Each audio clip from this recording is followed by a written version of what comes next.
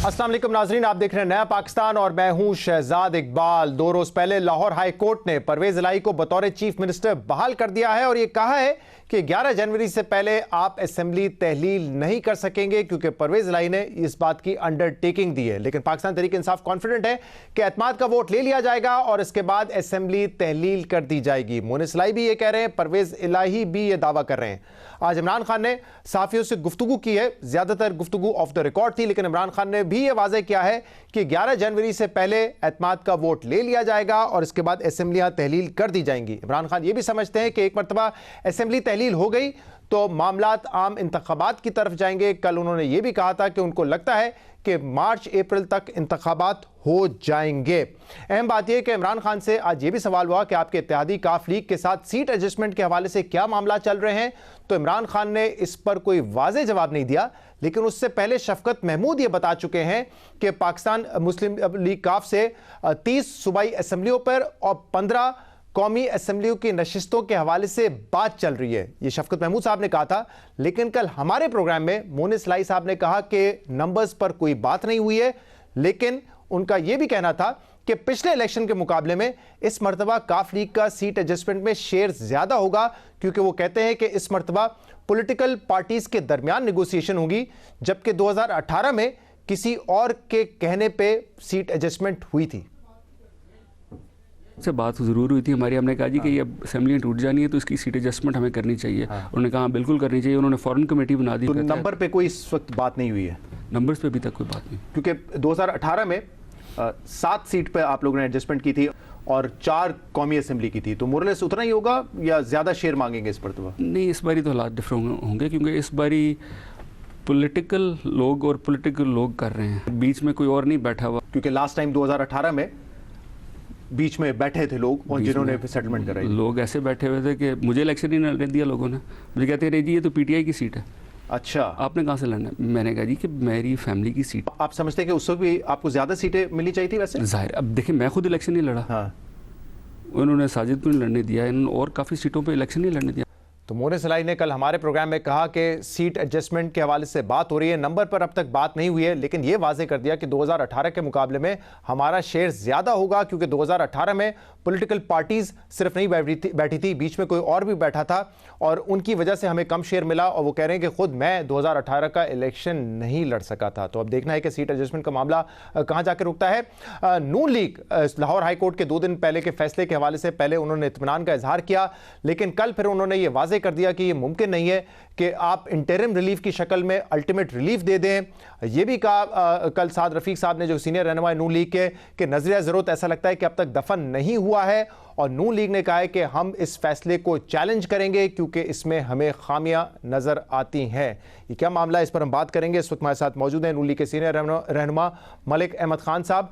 मलिक साहब, बहुत बहुत शुक्रिया वक्त देने के लिए। मलिक साहब, ये वैसे मामला क्या है? पहले दिन तो आप हो या अता तारर साहब हो इत्मीनान का इजहार कर रहे थे, बल्कि अता तारर साहब तो ये भी कह रहे थे कि इसमें हमारी जीत हुई है क्योंकि असेंबली तहलील नहीं होगी।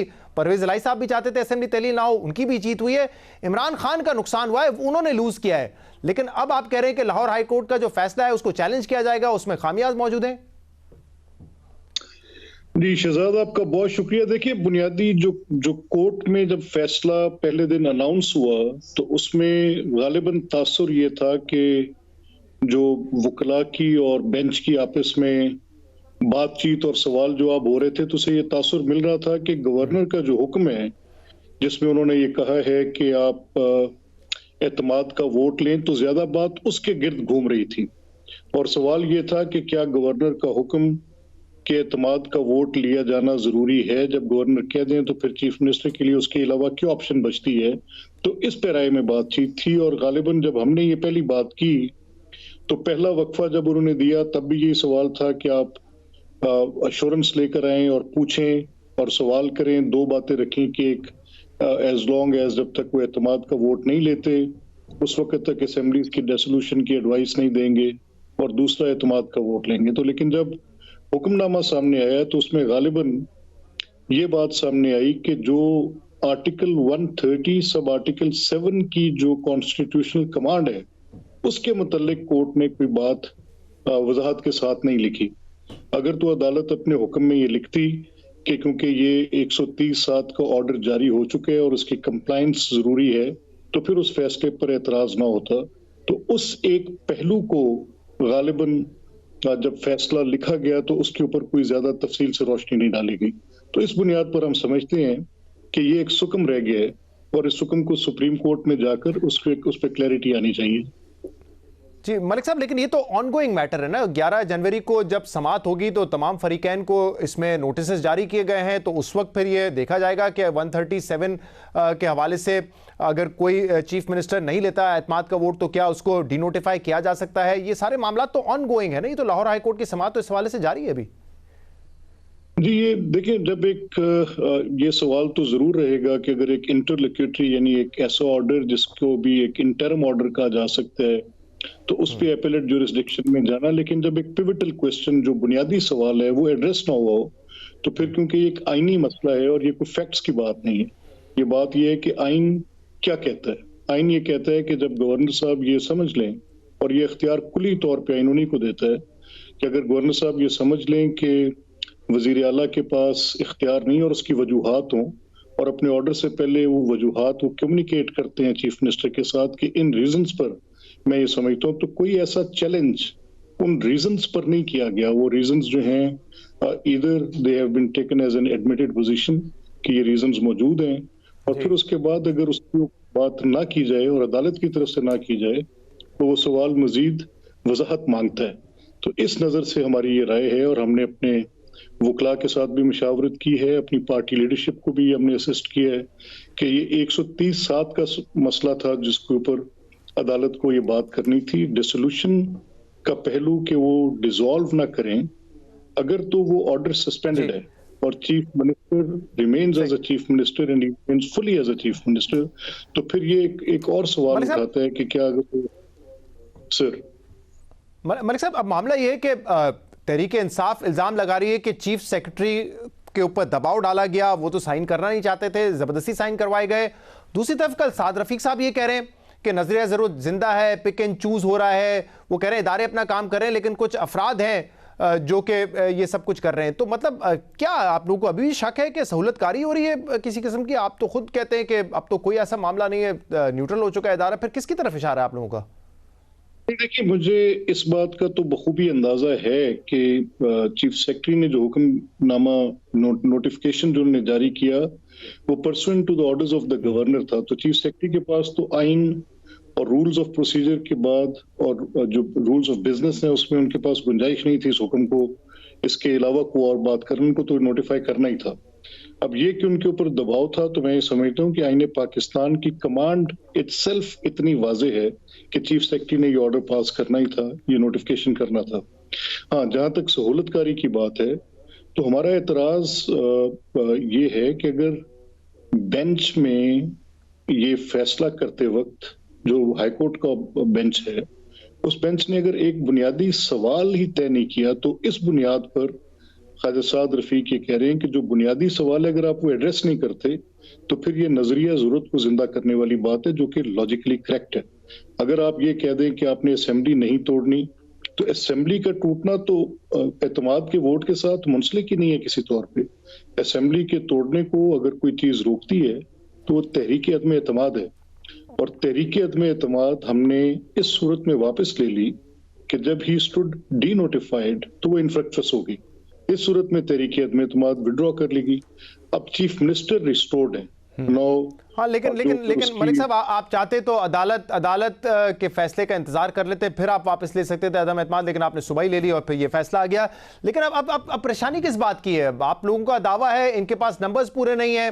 तहरीक इंसाफ कह रही है कि हम अभी भी एतमाद का वोट लेंगे, 11 जनवरी से मुमकिन है पहले ले लें, हम असेंबली तहलील कर देंगे। ये तो उनका दावा है ना। आप समझते हैं नंबर्स नहीं है तो जो कुछ हुआ है वो डिले ही हुआ है, अदम एतमाद का वोट नहीं ले सकेंगे तो फिर तो वैसे ही परवेज इलाही साहब फारिग हो जाएंगे। तो परेशानी किस बात की? अब नहीं शहजाद, हमारी सियासी सवाल पे बहस ही नहीं है। मतलब अगर परवेज इलाही साहब अक्सरियत रखते हैं तो उनको तो फिर उसी रोज ही एतमाद का वोट ले लेना चाहिए था। तब एक फ्लोर टेस्ट ही पास करना था ना। असेंबली सेटिंग में थी, अपनी मेजॉरिटी डिमॉन्स्ट्रेट कर देते, वहां चले जाते, वहां इस बात का इजहार हो जाता कि उनके पास इतने लोग हैं। वहां पर कुल मिला के इनके इनकी अपनी पार्टी के जो लोग थे और पीटीआई की पार्लियामेंट्री पार्टी, 169 लोग उस दिन वहां पे मौजूद थे और इनके 4 लोग रिपोर्टेडली बाहर थे। तो कुछ ऐसे लोग जो ये समझा जा रहा है कि पार्टी की पॉलिसी के साथ एग्री नहीं करते, वो एब्सेंट थे नहीं वहां पे।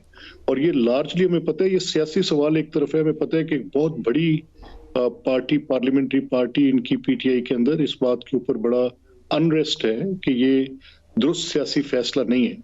लिविंग दिस असाइड, इसको एक लम्हे के लिए हम पीछे छोड़ते हुए अगर आगे बढ़ें तो आपको क्या लगता है मलिक साहब, जो ये दावा कर रहे हैं, क्या ये एतमाद का वोट लेंगे 11 जनवरी से पहले और इसके बाद असेंबली तहलील कर देंगे आपके ख्याल में, या नहीं होगा ऐसा? शायद अगर तो इनके पास अक्सरियत होती तो ये सर अपनी अक्सरियत को 2 मौके थे, उनको बड़ा इजीली डिमॉन्स्ट्रेट कर सकते थे बजाय कोर्ट में जाने के। और वहां पर जो इमरान कह रहे हैं वो तो कह रहे हैं कि असेंबलीज डिसॉल्व होनी है, और चौधरी परवेज इलाही असेंबली के अंदर अंडरटेकिंग दे रहे हैं कि मैं किसी सूरत डिसॉल्व नहीं करूंगा, मैं इसको होल्ड करूंगा। तो ये 2 मुतजाद बातें। मैं आपसे ये कह रहा हूं कि जहां तक इस बात का सवाल है कि एक ये 2 सवाल है ना, एक आईनी सवाल है और एक सियासी सवाल है।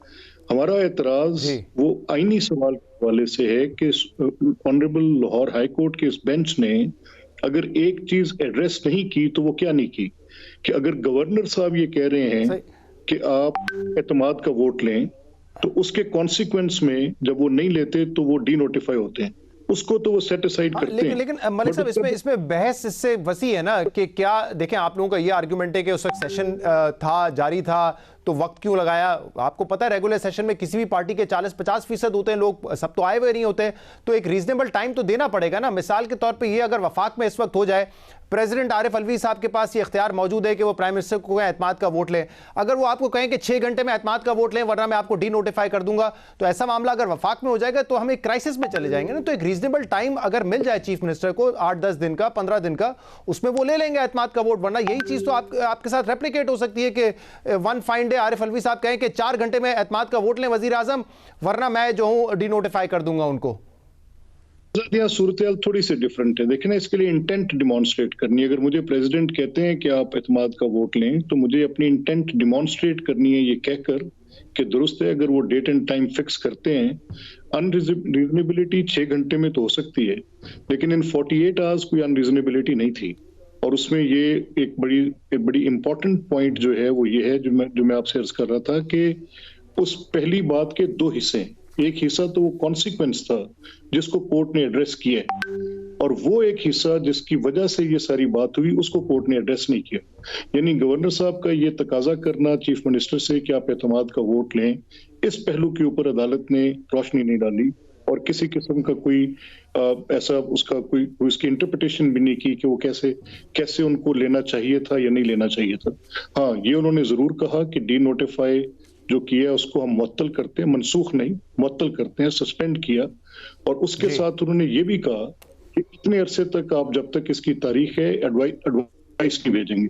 सो once they laid their hands on the petition to their better understanding, जो कोर्ट ने ये समझा, उन्होंने एक फैसला दिया जिसके साथ उन्होंने कहा कि ये क्योंकि सब जुडिस है तो इसको कैसे चलना चाहिए, लेकिन उसका जरूरी पहलू जो था उससे पहलू तय हो गई। मैं ये समझता हूं कि अगर सुप्रीम कोर्ट में, आखिर में बता दें, सुप्रीम कोर्ट में चैलेंज करने जा रहे हैं पीर को इसको। देखिए, मेरी मशावरत जो प्राइम मिनिस्टर साहब के साथ हुई या पार्टी के बाकी लोगों के साथ हुई, तो मेरी एडवाइस तो ये थी, क्योंकि ये एक बड़ा इंपॉर्टेंट कॉन्स्टिट्यूशनल क्वेश्चन अनएड्रेस्ड है और इसको ज्यादा देर छोड़ा नहीं जा सकता, तो मुनासिब अप्रोच यही होगी कि हमें इसे सुप्रीम कोर्ट में ले जाना चाहिए। बहुत बहुत शुक्रिया मलिक अहमद खान साहब हमारे साथ मौजूद थे। प्रोग्राम में शामिल करते हैं एक ब्रेक, इसके बाद हम मजीद बात करेंगे, हमारे साथ रहिएगा।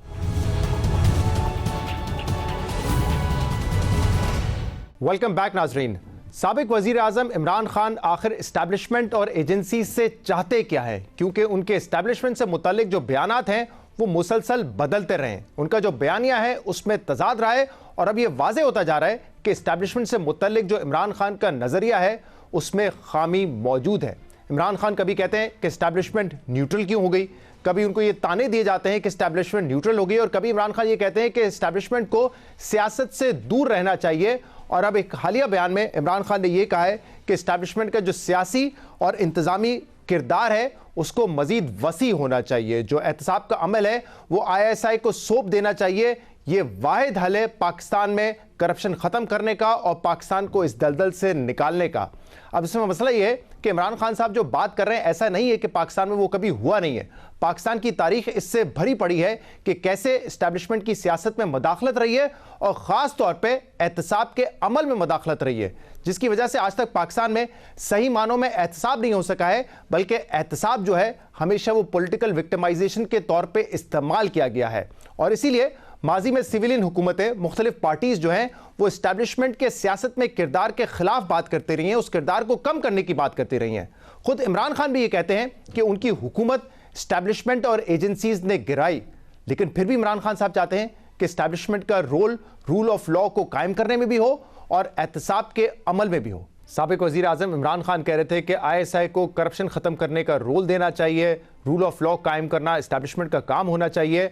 और इंटरेस्टिंग बात यह है कि ये पहली मर्तबा नहीं है कि इमरान खान ने ये बात की हो। जब वो वज़ीर आज़म थे तब भी उन्होंने एक इंटरव्यू में ये कहा था कि पॉलिटिकल पार्टीज़ की लड़ाई होती ISI से इसलिए है क्योंकि ISI को पता होता है कि उन्होंने कितनी करप्शन की है, इस वजह से उनकी लड़ाई होती है, क्योंकि ISI को सब मालूम होता है और उनको ये प्रॉब्लम बिल्कुल नहीं होता। तो जब इमरान खान वज़ीर आज़म थे उस वक्त भी ये बात करते थे कि ISI से लड़ाई सियासतदानों की होती इसलिए है क्योंकि उनकी करप्शन का उनको मालूम होता है। वो सारे इदारे तो अपने कब्जे में कर लेते हैं, लेकिन ISI पे उनका कंट्रोल नहीं होता, इसलिए उनकी लड़ाई होती है। लेकिन इसमें दिलचस्प बात यह है कि अब इमरान खान खुद ये कह रहे हैं कि जनरल बाजवा जो साबिक आर्मी चीफ हैं वो असल मानों में कभी एहतसाब चाहते नहीं थे, और वो क्योंकि एहतसाब चाहते नहीं थे इसलिए सियासतदानों को उनके दौर में सज़ा नहीं हो सकी, वो एहतसाब का अमल मुकम्मल नहीं कर सके। लेकिन इससे दिलचस्प बात यह है कि इमरान खान एक तरफ तो कह रहे हैं कि एजेंसीज का, एस्टैब्लिशमेंट का करप्शन ख़त्म करने में रोल होना चाहिए, रूल ऑफ लॉ कायम करने में रोल होना चाहिए, लेकिन पिछले हफ्ते उन्होंने अपने खिताब में यह बताया था कि जब जनरल बाजवा उनको फाइलें दिखाते थे, उनके लोगों की करप्शन की फाइलें दिखाते थे या उनकी ऑडियो वीडियोस की बात करते थे, तो इमरान खान ये बात उनसे करते थे, खफा होते थे ये कहते हुए कि ये एजेंसीज का काम नहीं है, एजेंसीज को पैसे इसलिए नहीं दिए जाते कि वो लोगों की करप्शन की फाइलें बनाएं या उनकी गंदी ऑडियो वीडियोस बनाएं। मुझे एक जगह बताया गया जनरल बाजवा ने कि जी आपके लोगों के ऊपर हमारे पास तो फाइलें हैं उनकी करप्शन की, उनके ऊपर फिल्में बनी हुई हैं, उनकी वीडियोस बनी हुई। मैंने उससे भी कहा कि क्या ये हमारी एजेंसीज का काम है कि हम वीडियोस बनाएं और गंदी वीडियोस बनाएं या किसी के ऊपर कोई उसके ऊपर फाइलें बनाएं? क्या ये काम रह गया है? क्या ये कौम अपना पेट काट के अपनी एजेंसीज को पालती है, अपनी सिक्योरिटी के लिए पालती है? वो तो मुल्क की सिक्योरिटी के लिए पालती है। क्या ये उनका काम है आके बताएं कि जनाब इसके ऊपर ये फाइल है तो हमने उसकी फलानी फाइल बनाई हुई है और हमने उसका कोई वीडियो बनाई हुई है? ये किधर होता है? कभी इमरान खान कह रहे हैं कि वसी रोल होना चाहिए एस्टैब्लिशमेंट का और ISI का कि वो करप्शन के खात्मे के लिए काम करे, लेकिन जब फाइलें उनके लोगों की उनकी दिखाई जाती थी तो वो सवाल करते थे कि क्या एजेंसीज का ये काम है। जैसे ऐसा लगता है कि वो चाहते थे कि एजेंसीज और एस्टैब्लिशमेंट एहतसाब करे, करप्शन का क्रैकडाउन करे, लेकिन उनके लोगों के खिलाफ ना करे, उनके जो मुखालफिन हैं उनके खिलाफ करें। इस पर हम मजीद बात भी करेंगे, जिसके लिए हमें ज्वाइन किया सीनियर सहाफ़ी और तजज़ियेकार मुजीबुर रहमान शामी साहब ने। शामी साहब, जब से इमरान खान साहब की हुकूमत गई है, एस्टैब्लिशमेंट से मुतल्लिक वो मुख्तलिफ बयानात देते रहे, कभी उनको न्यूट्रल के ताने दिए हैं, कभी कहते हैं कि सियासत में एस्टैब्लिशमेंट का किरदार नहीं होना चाहिए, और कल एक इंटरव्यू में तो उन्होंने ये कहा है कि वाहिद रास्ता पाकिस्तान को दलदल से निकालने का यह है कि रूल ऑफ लॉ कायम करने की जिम्मेदारी और एहतसाब की जिम्मेदारी एस्टैब्लिशमेंट और ISI की होनी चाहिए। आप कैसे देखते हैं इस बयान को? क्योंकि इमरान खान साहब तो खुद ही इल्जाम लगाते रहे कि एस्टैब्लिशमेंट की वजह से, एजेंसीज की वजह से उनकी हुकूमत चली गई, उनकी हुकूमत को बचाया नहीं गया, लेकिन फिर भी एस्टैब्लिशमेंट और ISI के रोल को वो मजीद वसी करना चाहते हैं कि रूल ऑफ लॉ कायम करें, एहतसाब करें मुल्क में। देखें, इमरान खान साहब जो कुछ कह रहे हैं, लगता यह है कि बात बातें वो बगैर सोचे समझे कह रहे हैं। उनके यहाँ कंफ्यूजन है, अबहाम है, क्लैरिटी नहीं है। उन्होंने मेरा ख्याल है कोई जहांबानी के जो असूल हैं वो नहीं पढ़े हैं, या दस्तूर का गहरा मुताला नहीं किया है, और उन्होंने दुनिया को नहीं देखा। वो अगरचे एक अरसा उनका पाकिस्तान से बाहर गुजरा है और उनका दावा भी है कि वो बरतानिया की सियासत से और वहाँ के निज़ाम से अच्छी तरह वाकिफ़ हैं, लेकिन उन्होंने जो जमहूरी ममालिक हैं, मेरा ख्याल उनका मुताला गहरा किया नहीं है। देखिए, उनकी नीयत अच्छी हो सकती है, वो मुल्क को करप्शन से पाक करना चाहते हैं और मुल्क में कानून की हाकमियत चाहते हैं। ये एक अच्छा ख्वाब है और इसकी तारीफ की जानी चाहिए, इसकी तायद भी की जानी चाहिए, लेकिन ये मंजिल कैसे हासिल होगी और दुनिया ने इसको कैसे हासिल किया है। दुनिया में किसी जगह इंटेलिजेंस एजेंसीज ने या काउंटर टेररिज्म के अदारों ने या वहाँ की फौज ने ये किरदार अदा नहीं किया। वहाँ अदारे कायम हुए हैं, तफ्तीशी एजेंसियां कायम हुई हैं जो इंतजामिया के दबाव से बालातर हों, आज़ाद हों, और फिर अदलिया को मजबूत किया गया है और उसके जरिए से एहतसाब हुआ है। ये एहतसाब जो खान साहब जो तरीका दे रहे हैं वो ना तो दस्तूर में दर्ज है और ना ही दुनिया में कोई इस तरह के तजर्बे हुए हैं। तो मेरा ख्याल है कि अगर ISI इस काम पर लग जाए तो ISI का काम कौन करेगा, मुल्क की हिफाजत कौन करेगा, दहशतगर्दी का सत्तेबाब कौन करेगा, काउंटर टेररिज्म जो है उसकी जरूरत तो कौन पूरा करेगा। तो ये अदारे जो हैं हमें अपने सिविलियन अदारों पे भरोसा करना होगा, उनको आज़ाद करना होगा, उनकी कैपेसिटी बिल्डिंग करनी होगी और वो उनको अपना किरदार अदा करने का मौका देना होगा और फिर अदलिया को स्ट्रेंथन करना होगा। और इसी तरीके से हम इस मुल्क में कानून की हाकमियत कायम कर सकते हैं। ये जो खान साहब कह रहे हैं उससे तो कानून जो है, जो थोड़ा बहुत उसका भरम बाकी है वो भी खुल जाएगा और ये ख्वाब तो फिर कभी पूरा नहीं हो सकेगा। शामी साहब, अब दिलचस्प बात यह है कि इस वक्त तो इमरान खान साहब कह रहे हैं कि ISI को करप्शन के हवाले से काम करना चाहिए, एस्टैब्लिशमेंट रूल ऑफ लॉ कायम करने में अपना किरदार अदा करे और यही वह तरीका है कि पाकिस्तान को दलदल से निकाला जा सकता है। लेकिन पिछले हफ्ते जो इमरान खान साहब ने खिताब किया और दोनों वज़राए आला उनके साथ मौजूद थे, तो उसमें तो इमरान खान ये शिकवा कर रहे थे कि उस वक्त के आर्मी चीफ जनरल बाजवा जब उनको करप्शन की फाइलें दिखाते थे, उनके अपने लोगों के हवाले से ऑडियो वीडियोज़ की बात करते थे, तो इमरान खान उनसे ये सवाल करते थे कि एजेंसीज को पैसे इसलिए नहीं दिए जाते कि वो लोगों की करप्शन की फाइलें बनाए और वो वीडियोस ऑडियोस बनाए। तो इससे क्या तासुर लिया जाए कि जब अपने लोगों की फाइलें आती है तो इमरान खान साहब समझते हैं कि रोल ये एजेंसीज का नहीं होना चाहिए, लेकिन जब मुखालफिन के खिलाफ क्रैकडाउन हो तो उसमें एजेंसीज का किरदार होना चाहिए। देखिए वो अब क्या कहें, अगर अब थोड़ी सी फुर्सत अगर उनको मुयस्सर है तो वो तदब्बुर करें, तफक्कुर करें और तारीख़ आलम को पढ़ें और दस्तूर का मुताला करें और देखें दुनिया ने, हम पाकिस्तान कोई एक मुल्क तो नहीं है, दुनिया में मुल्कों ने अपने मसाइल पर काबू पाया है, करप्शन को मिनिमाइज किया है और सियासत में जो इक़्तिदार है उनको फ़रोग़ दिया है, उनका तहफ़्फ़ुज़ किया है। तो ये रॉकेट साइंस तो नहीं है, ये तो सारी सामने की हकीकतें हैं। यानी कोई इसका ऐसा नुस्खा नहीं है कोई कीमिया का कि कहीं किसी ने छुपा के रखा हुआ है। तो खासा बराए करम इसमें गौर करें और बगैर सोचे समझे इस तरह की तजावीज़ पेश न करें जिससे खुद उनकी बात जो है उसकी संजीदगी खत्म हो जाए। बहुत बहुत शुक्रिया सीनियर सहाफ़ी तज्ज़ियाकार मुजीबुर रहमान शामी साहब हमारे साथ मौजूद थे। प्रोग्राम में शामिल करते हैं एक ब्रेक, इसके बाद पाकिस्तान के माशी हालात पे बात करेंगे। IMF ने वाज़े तौर पे कह दिया है कि जो मुतालबात हैं वो पूरे होंगे तभी IMF की $1.1 बिलियन की किस्त पाकिस्तान को मिलेगी। क्या पाकिस्तान IMF के दिए गए मुतालबात मंजूर करेगा, उस पर काम करेगा अगले 2-3 हफ्तों में? इस पर बात करेंगे एक ब्रेक के बाद। Welcome back. IMF ने वाज़े कर दिया है कि IMF प्रोग्राम अगर बहाल करना है तो IMF की मुतालबात पर 2 से 3 हफ्ते में अमल दरामद करना होगा और अगर ये अमल दरामद होगा तो ही IMF स्टाफ लेवल एग्रीमेंट हो सकेगा, जिसके बाद पाकिस्तान को $1.1 बिलियन की किस्त मिलेगी। IMF का कहना है कि सर्कुलर डेट जो कि बिजली और गैस का मिला के 4000 अरब रुपए का हो चुका है उस पर काबू पाना है। साथ ही IMF का यह भी कहना है कि 7470 अरब रुपए का जो टैक्स रेवेन्यू टारगेट है और 850 अरब रुपए का जो लेवी टारगेट है वो पूरा होता हुआ नजर नहीं आता, जिसकी वजह से फिस्कल खसारा बढ़ेगा।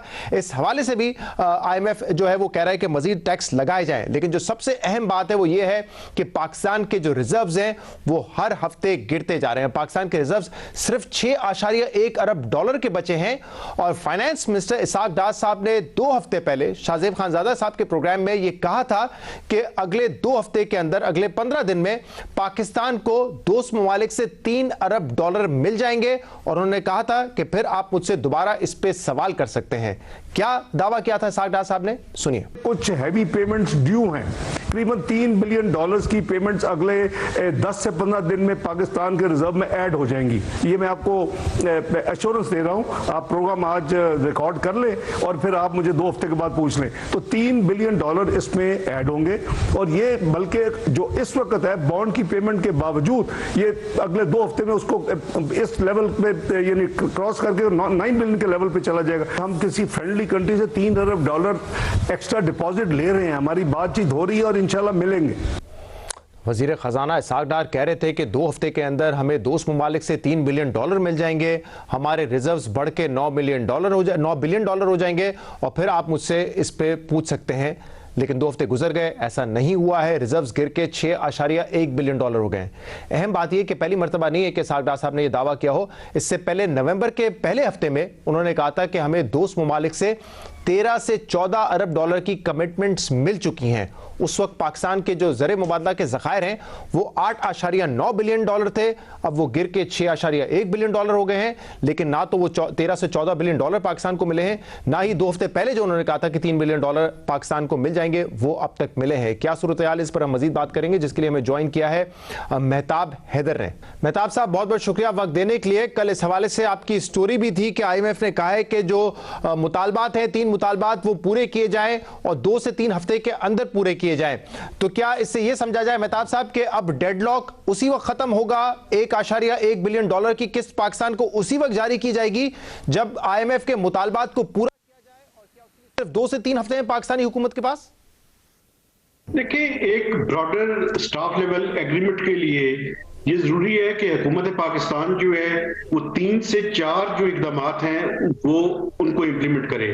उनमें सबसे पहले तो आपको पता है एनर्जी सेक्टर जो है ये कैश ब्लीडिंग सेक्टर है। इसके ऊपर हुकूमत की ख्वाहिश ये है कि बिजली की कीमतें ना बढ़े या गैस की कीमतें ना बढ़े, लेकिन मेरे ख्याल में ये मुमकिन नहीं है।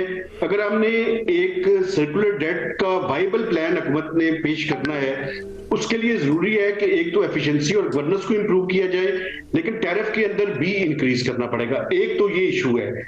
इसके लिए एक क्लियर कट रोड मैप जो है वो हुकूमत ने IMF के सामने रखना है। दूसरा जो है वो आपको पता है फिस्कल साइड का इशू है। फिस्कल साइड के इशू के लिए जरूरी है कि हुकूमत एक टैक्सेशन का, टैक्स रेवेन्यू का और नॉन टैक्स रेवेन्यू का जो इश्यूज हैं उन पे हुकूमत एडिशनल टैक्सेस के मेजर्स भी ले। आपको पता है कि एक एडिशनल कस्टम ड्यूटी की तजवीज जो है वो ज़ेर गौर है। इसके अलावा एक एमनेस्टी स्कीम गाड़ियों के लिए वो भी ज़ेर गौर है, और नॉन टैक्स रेवेन्यू पे भी हुकूमत को कोई इस तरह का प्लान पेश करना है कि जिससे 850 अरब रुपए का अगर टारगेट अचीव नहीं भी होता उसको रिवाइज भी किया जाता है, तो कम से कम इतना हो कि जिसमें ब्रॉडर एग्रीमेंट हो। तीसरा जो मैं समझता हूं इस टाइम सबसे इंपॉर्टेंट इशू है वो ये है कि आप वो एक्सचेंज रेट जो है उसके ऊपर भी हुकूमत को कोई ना कोई जो है वो एक लायबल ऐसा करना पड़ेगा। चूंकि IMF के प्रोग्राम के अंदर अगर हमने रहना है तो 3 एक्सचेंज रेट इस टाइम चल रहे हैं, ये 3 नहीं चल सकते। IMF हमेशा ये कहता है कि एक एक्सचेंज रेट हो। बारी बारी बात कर लेते हैं। जो सर्कुलर डेट का मामला है जिसमें बिजली और गैस का सर्कुलर डेट अब 4000 अरब तक पहुंच चुका है, तो IMF यही समझता है कि जब गैस और बिजली के टैरिफ बढ़ाए जाएंगे तभी इस पे काबू पाया जाएगा, या हुकूमत का जो नुक्ता नजर है कि उसके बगैर भी किया जा सकता है? क्या ये मुमकिन है? क्योंकि इस पिछले माह हमने देखा है कि जो लाइन लॉसेस थे उसमें भी इजाफा हुआ है, बिजली की जो रिकवरी है उसमें भी हमें कमी देखने में आई है। तो क्या बगैर टैरिफ बढ़ाए ये पॉसिबल है? हुकूमत समझती है ये हो जाएगा? देखिए, हुकूमत की ख्वाहिश तो ये है कि वो टैरिफ ना बढ़ाए क्योंकि उसकी एक पॉलिटिकल कॉस्ट है। लेकिन जो मिनिस्ट्री ऑफ एनर्जी ने 3 प्रपोजल्स हुकूमत के सामने रखी शुरू में, और वो 3 प्रपोजल्स ये थी कि एक नया सरचार्ज जो है वो लगाया जाए। उस सरचार्ज में अब मैं आपको बताऊं कि अगर 2 प्रपोजल्स तो ऐसी थी जो बिल्कुल ही हुकूमत को अनएक्सेप्टेबल थी। एक ये थी कि 31 रुपए 60 पैसे पर यूनिट कीमत बढ़ाई जाए, दूसरी थी कि 12 रुपए 69 पैसे, और तीसरी प्रपोजल ये थी कि 2 रुपए 59 पैसे पर यूनिट कीमत बढ़ाई जाए, लेकिन उसके लिए 650 रुपए की सब्सिडी रिक्वायर्ड है। अब IMF का मसला ये है कि सब्सिडी, इस तरह की अनटारगेटेड सब्सिडी IMF को काबिल कबूल नहीं है।